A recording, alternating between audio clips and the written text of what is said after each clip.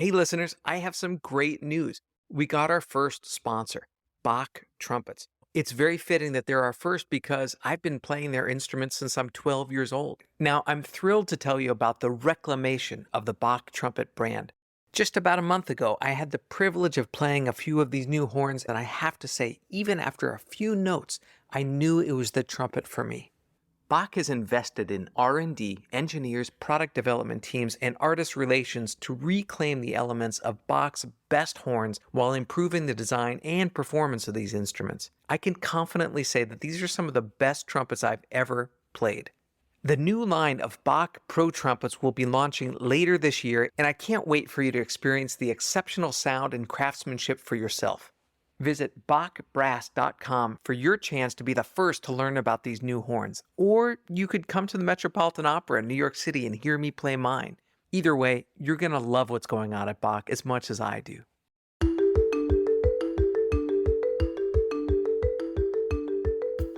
Oscar nominee and six-time Grammy Award winner Terence Blanchard is a famed trumpeter and composer for the stage and screen, including 17 collaborations with Spike Lee. His most recent triumph was becoming the first Black composer commissioned by the Metropolitan Opera since it opened in 1883, a historic fact he does not take lightly.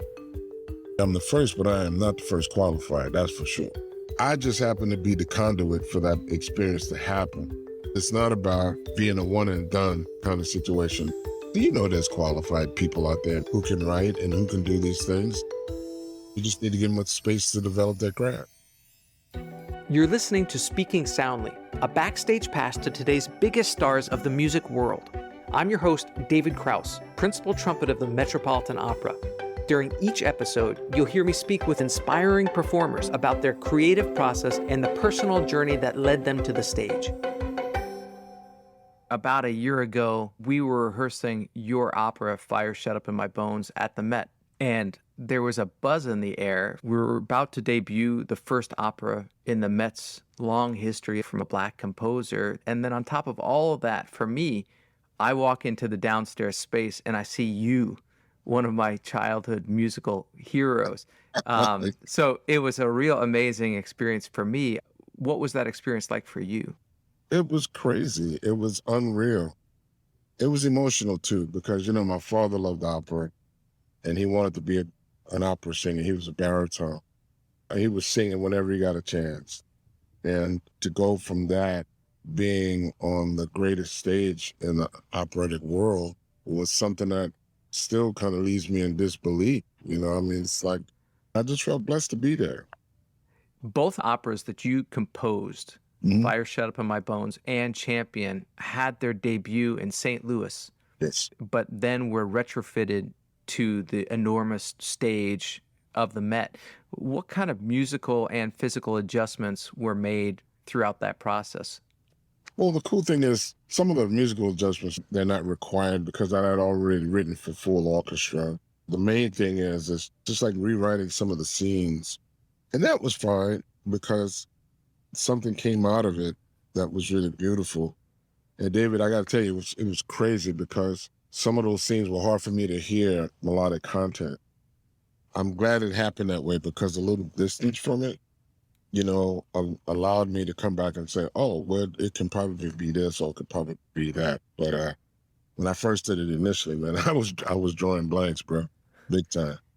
It's really inspiring to hear you talk about that because you'd think that a composer writing operas at the Met is very headstrong, but you're saying that it was really a process and you were learning even throughout the different iterations of the opera itself.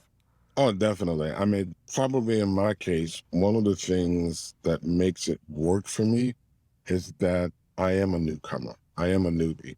And I'm not stepping into this with a definite approach of what my opera should be because I have so little experience in the world. I'm putting my trust in a lot of people who do, Now, having said that, I still want to try to maintain the vision that I have for the story, obviously. But man, there's so many things that I'm learning about how to write for a voice that's appropriate for a character. I think having that freshness It allows me to bring something different to the table, but at the same time, keep my options open so that I can learn as much as I can.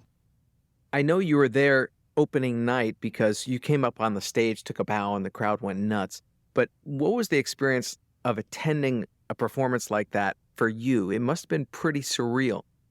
Well, for me, it's a nerve-wracking experience, because you don't know if people are going to like what it is that you've done, But I got to tell you, though, man, watching you guys in rehearsal and watching the singers, I felt, I mean, it's nerve-wracking from the sense of being accepted, right? But I felt so comfortable in what the performance was going to be because I watched you guys just take ownership of the music. It was out of my hands at a certain point. And with Will and all of the great singers, man, they just took ownership of it. So, while I was nervous about the reaction, I was floored at the performance. I mean, literally floored. I'm like, wow. And I don't know if you remember that amazing moment where you guys played the national anthem and we heard the soprano voice just like reeling all over the room. And then we looked around and it was Renee Fleming.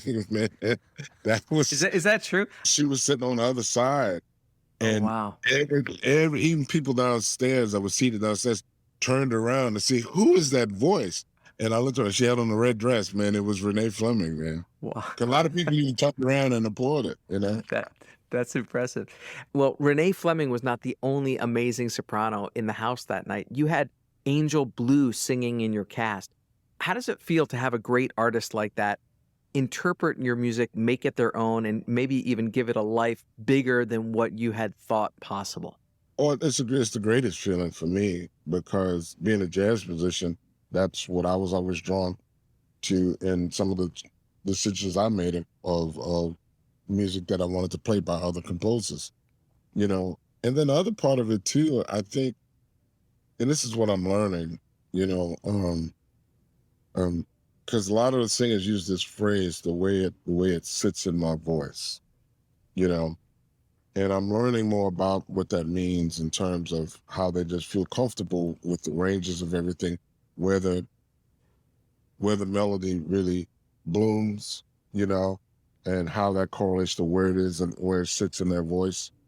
And with Angel, it was incredible. A lot of African American singers who go to opera come from the church and they're told to turn that off, when they start to sing opera, which is, I mean, listen, I know you didn't have gospel when Puccini wrote La Boheme, so I get it. But in a piece like this, I told all of the singers, I want you to bring all of that back, bring all of that. Bring your church background, your blues background, because that's all part of telling the story. And Angel, she walked over to me and she goes, "So will you be okay if I?" And I'm like, "Are you kidding? Are you kidding me?" And she sang it in rehearsal, David. There wasn't a dry eye and look, and we've been working on the music. I wrote it. I knew it, right?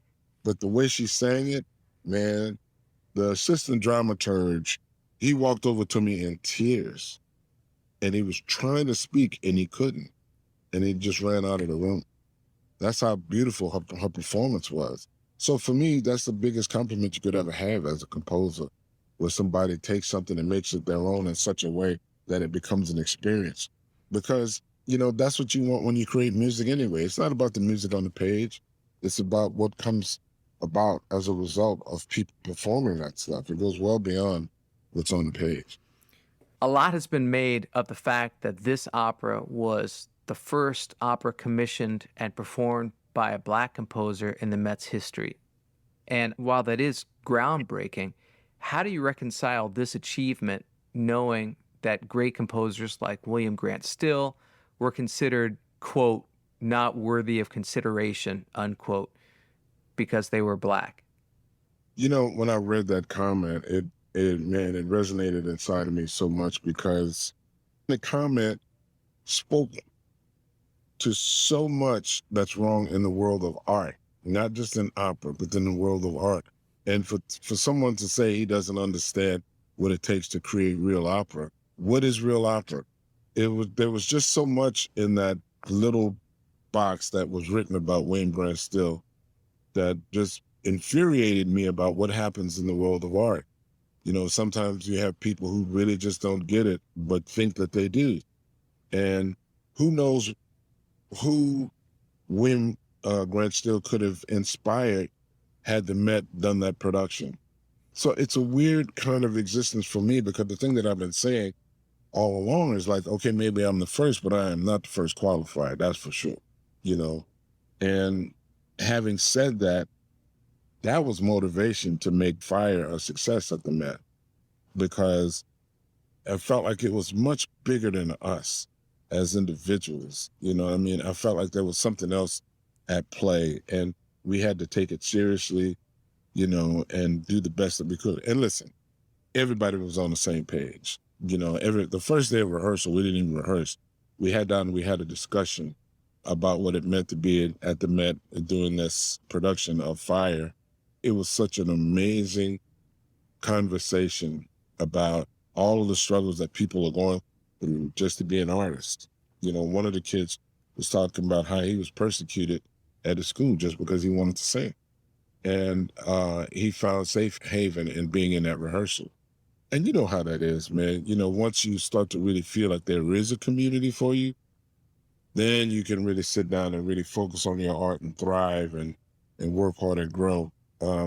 So, I know it was a simple question, but there was so much going on that was involved with that. There was a woman who was 92 years old who got on a train to come up from Maryland to see that opera in a wheelchair.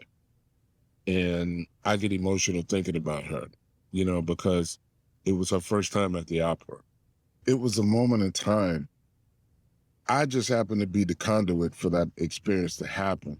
But it was a moment where all the stars were aligned, great musicians, great performers, aligned with a very desiring audience, an audience that had been clamoring for something they didn't even know they were clamoring for. That's the wild part about it. You know what I mean? They didn't even realize what it was they were clamoring for. But a lot of them said to me, to see their culture on the stage at the Met blew their minds, right? And to me, that's what opera is supposed to be. Opera is supposed to be music of the people. It's supposed to tell stories. So we have great stories that have been told, and they're classic stories that deal with tragedy, uplifting moments in our lives. I get it. But at the same time, there's still stories that need to be told from our point of view, not just African American, but all different types of people and all genders, man. So it's not about being a one and done kind of situation because there's qualified people out there, man, who can write and who can do these things. We just need to give them space to develop their craft. I want to talk about your start as a jazz musician. You got your first big break playing with Art Blakey and the Jazz Messengers, and you were just 19 years old. Can you explain who Art Blakey was and the significance that his band, the Jazz Messengers, had on you and so many generations of jazz musicians? Well, Art Blakey has become the jazz school because his band has produced so many band leaders from Freddie Hubbard, Lee Morgan, Woody Shaw, Wayne Shorter. The list is endless of the number of people who have played with him. So, to get an opportunity to play in that band when I was 19 was a godsend.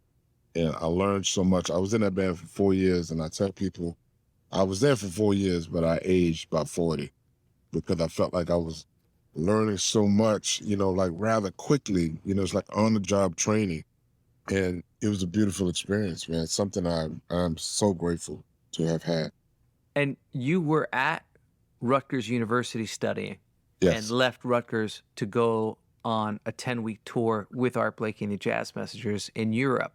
How would you compare the education that you got on the road in those 10 weeks to the education that you were getting in school and perhaps if you had stayed in school? Is there even a comparison?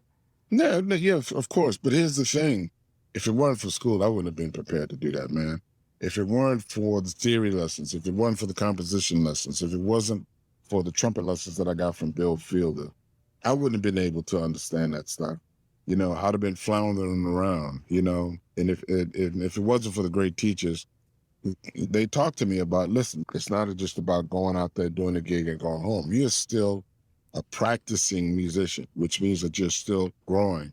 And the difference between that and going to school was immense. But school gave me the building blocks that helped me grow further. And I look at all of my upbringing and saying that the schooling is the thing that prepares you. If you deal with the right teachers, they prepare you to grow and learn when you get out into the real world. It's not about accomplishing a goal and then becoming static. No, it's about having all the tools to allow you to move further. But at Uh-huh. 19 years old, did you feel ultimately prepared for what you were doing? Well, no. But that's what I'm saying. That's what I mean by school helping me prepare, because school allowed me to evaluate what was going on. You know what I mean? It's like I'm out there and there's this whirlwind of being in France, being in all of these different cultures, experiencing the music, their music, experiencing the food, language, the whole nine, just being freaked out by culture itself, thinking that, okay, humanity exists well outside my little bubble of New Orleans, Louisiana. So no, I wasn't prepared for that. But man, that was the best education I could have ever gotten, because those people were responding to the music. They were responding to an art form, and then you started to really realize how much we are all the same even though we're speaking many different languages and have different cultures, we're still all a human, man, and want to be loved like anybody else. You've gone on to form many ensembles after that. So, Mhm. as a band leader, what were the greatest lessons learned from him? The greatest lesson I learned from Art Blakey is to never lie to your audience. You know, he said, man, just be yourself. Don't speak above your audience. Don't speak beneath them. Speak straight to them. And that happened to me when I was writing the opera. I wasn't trying to be too complicated or too forward thinking, right? I was just trying to make sure that it was a natural experience for everybody. Because Art used to tell us all the time, he said, you never want to be too hip because too hips make an ass. Wow, that's Yeah. amazing. I've been living my life by that. You grew up in New Orleans, which is the epicenter of jazz. As you're growing up as a trumpet player and a musician there, are you aware of the musical history that came before you? That connection to Louis Armstrong and King Oliver? Or is that not a big deal when you're growing up in the middle of it?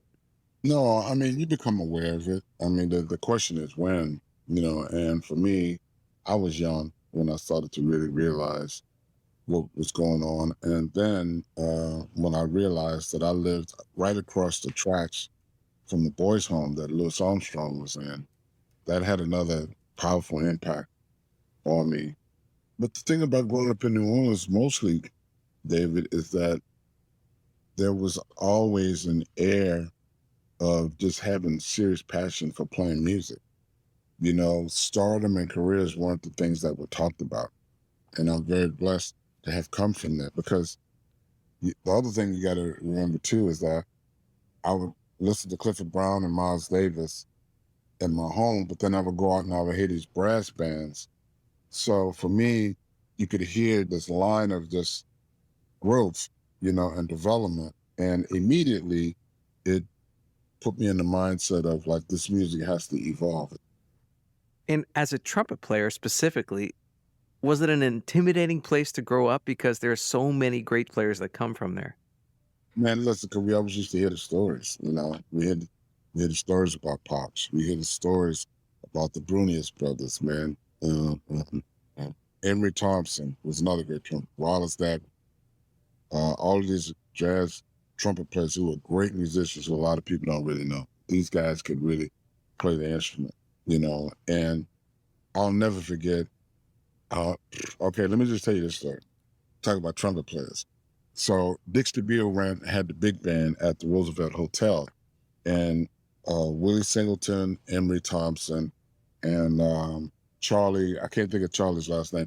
They were the trumpet players in that band, and sometimes I would sit in or fill in for any of those guys. And whenever I filled in for them, they were on me about my reading, intonation, phrasing, the whole nine. I come down. It was also a room that would allow major stars to play, right? So I come down there with a big band. I'm not gonna tell you who, but it was a major band, right? And we would play the show, The other band would play the dance music, Dix DeVille's band. When Dix DeVille's band got up to play, all the trumpet players were like, damn. So those guys sounded amazing. You know what I mean? And I went and I felt proud. I was like, yeah, that's what happens down here. You know, this is part of the course. Yeah. So I was very, very proud that night. Yeah. And as you came into your own as a jazz musician and as a trumpet player, how did you get better? Was it all talent and just getting out there and doing it, or was there a lot of practicing to do? That brings up another topic about it's not just practicing, but practicing correct. You know what I mean? Because I would spend a lot of time practicing, but I probably created more mistakes because I had a problem with my embouchure that I had to correct once I moved to New York. But I didn't really know that while I was in school. I just used to spend a lot of time trying to correct issues. And some of them would get corrected just because of me putting in the time. But then others, you know, I didn't know about those issues until later.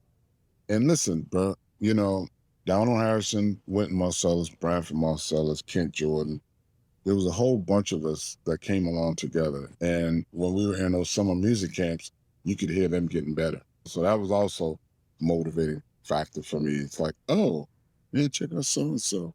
Wow. Hey, bro, I practiced this. I was doing this. I've been working on it. I'm like, oh, and then you go home and you try to go, oh, man, there's something to that. I always just wanted to be the best musician I could be. So there was no problem trying to get me to practice. Yeah. When you scored Spike Lee's film When the Levees Broke, you appeared in the film with your mom and your aunt as they returned to their homes after they were flooded by Hurricane Katrina. I mean, this must have been an extremely difficult time for you personally. How does writing music for an intensely personal subject differ from writing music for, say, a historic event that you're detached from or somebody else's personal story? Well, the big difference is that with the personal story, man, you have to calm yourself down because there's such a need to tell the story that you may overplay your hand, you know, because you have such a burning desire to get it out that you confuse that energy with the real story. You know what I mean?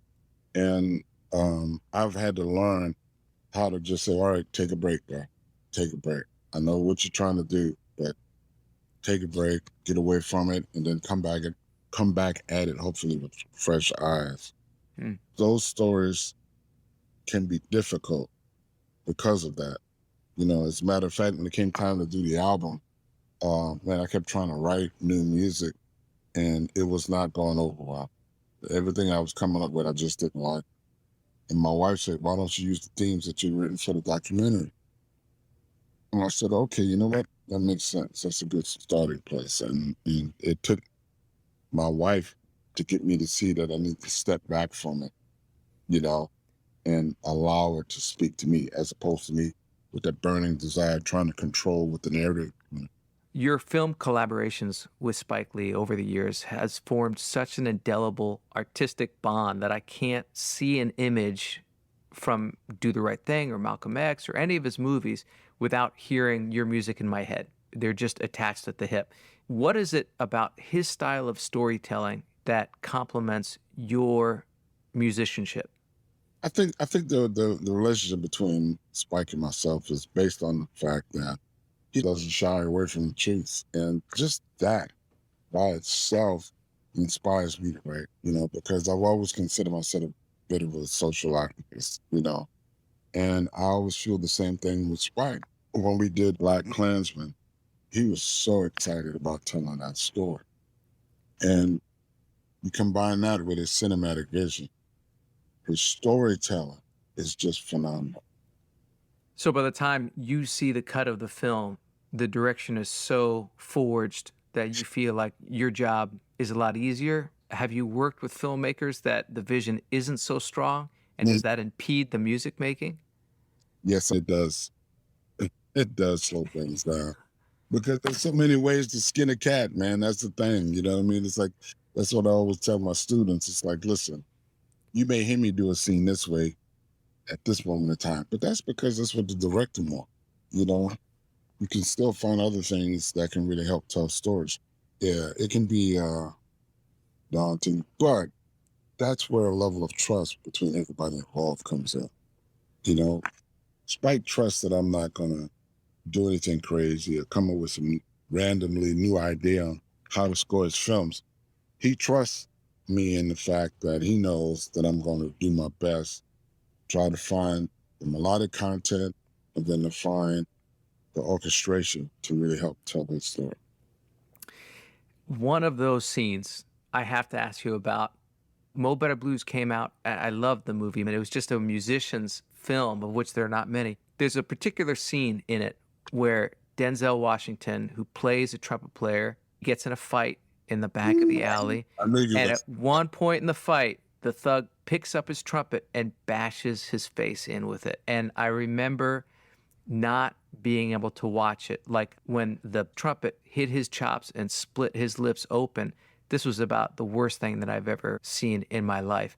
What was your reaction when you had to score that scene? Man, when I saw that, I kept going, I hope he doesn't want music, you know, because it would be hard. But I have to tell you though, it is a hard scene for me to watch. It's a very hard scene for me to watch. And what was funny though, a lot of people don't know this. So when he came back to the club and tried to play again, and he with the ideas that he can't play, so Spike wanted me to crack notes on purpose, and it was like, okay, but I think that would be kind of hokey. So what I did was, man, with every measure, I pushed the mouthpiece to the side, and to the point where it was all over here, and it just didn't have nothing, right? You know? And the great thing about that scene is that it starts off with promise. Yes. He starts off being able to play, and you're like, he's going to come back. He's going to be able to do this. And then slowly but surely the embouchure starts to collapse. In a way, that scene is more painful to watch than when he gets his lips bashed in. Yeah, well, because he's trying so hard. I mean, you know, I think the thing that makes the scene so hard, by the time we get there, we know how dedicated this guy is to his music. He's dedicated to his craft. And now you're taking that away from him. You know what I mean? That was hard. Wow. Well, thank you for that inside look. Now, this afternoon, I got to go watch that clip. You often quote Duke Ellington, who said that there's two kinds of music, good and bad. What delineates good and bad music for you?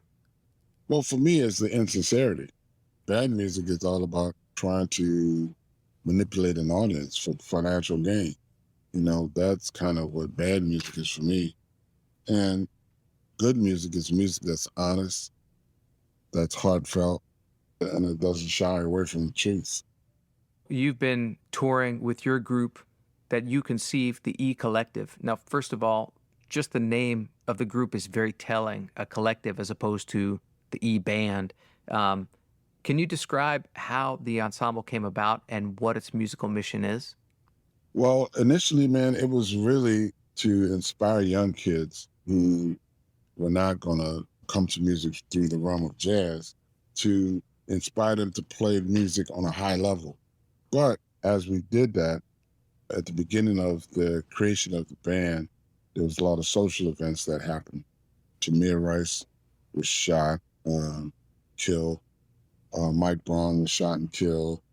And we felt like we needed to do something. So we started dedicating the first record and definitely the second record to Black Lives Matter and I Can't Breathe campaign. So for me, there's also a social aspect. Yeah. Well, I can't thank you enough for your time. It's been really amazing talking to you. And I'm really looking forward to playing your opera Champion, which is coming to the stage of the Metropolitan Opera this season. I'm really excited to hear it. Look, man, thank you for saying that. You know, I feel very blessed to have had you guys because you guys sound really good. I hope you enjoyed this episode of Speaking Soundly. If you like what you heard, please tell your friends about it. Spread the word. Be sure to follow, rate us, and leave a review wherever you get your podcasts. To keep up on future episodes, follow us on Instagram at SpeakingSNDLY and visit our website, artfulnarrativesmedia.com. Tune in next week as we hear another inspiring artist speaking soundly.